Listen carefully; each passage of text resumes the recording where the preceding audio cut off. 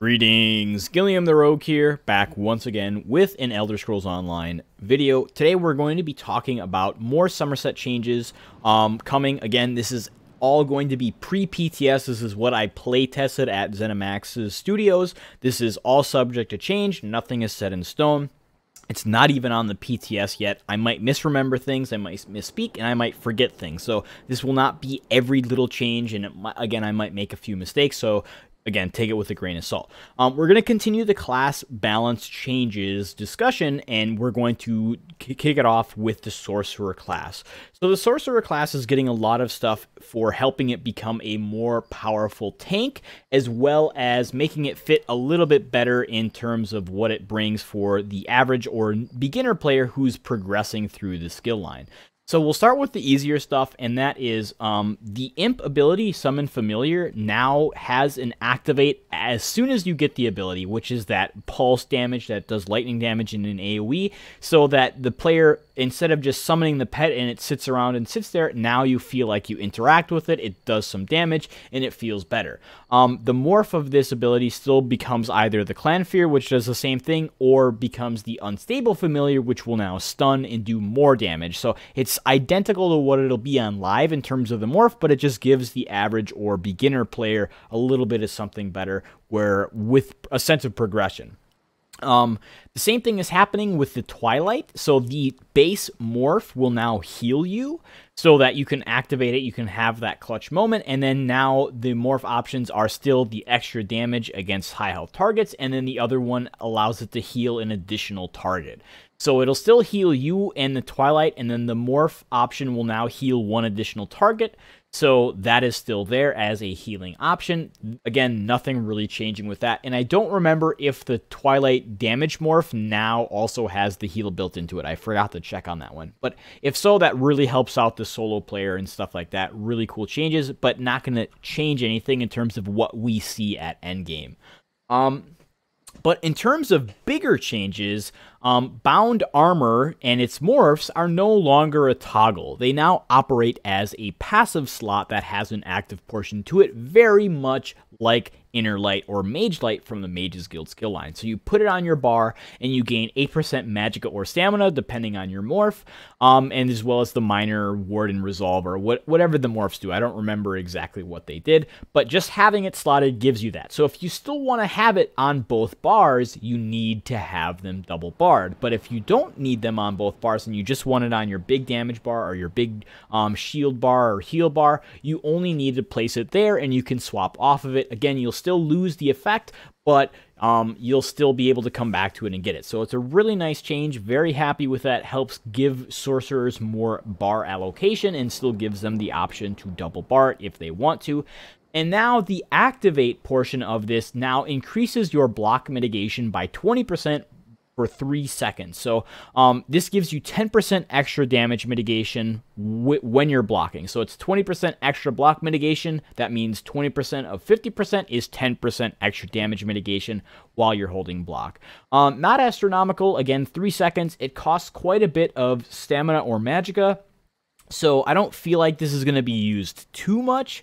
However, they did also get another passive. Wherever they block an ability, they reduce the cost of their next magicka or stamina ability by 15%, I want to say. So it's a really big cost reduction, so you can use it in tandem with that, get some extra mitigation, save some resources on your next cast. So that will help mainly the tank sorcerer out, maintain its resources, or have their resources drain less quickly. So cool stuff. Again, not too big in terms of what the active is giving, but the change to the now it just being a passive bar slot is a really cool change. Very happy with that.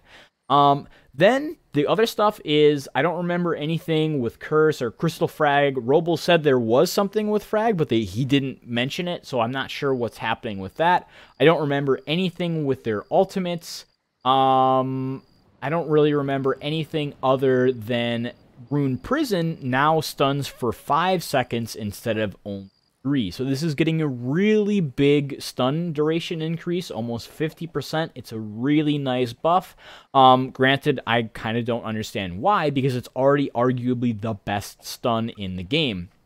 So it's getting a huge stun duration, really helping mainly the Sorc in PvP lock down their opponent. So if you can manage to drain an enemy's resources instead of them being able to CC break, you lock them in place for 5 seconds instead of 3, helping you just get kills a little bit more frequently if you're draining an enemy's resources. So I'm not going to expect too much with this because, again, you can still CC break it and stuff like that, but it will just help the Sorc kind of be that disruptor build sort of thing. A few things that I did forget about the Sorcerer changes in terms of class and stuff. So we talked about Rune Prison already got a duration extension from 3 to 5 seconds. That really helped out. Roble mentioned something about Crystal Blaster fragments. I don't remember, but he didn't say what it was.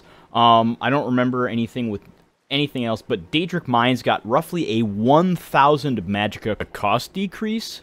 So that was really, really helpful. We might even see this ability start being used a little bit more freely from a PvE damage dealer perspective, as well as it becoming very, very nice in PvP as well, because this is an incredibly expensive ability, one of the most expensive damage dealing abilities in the game.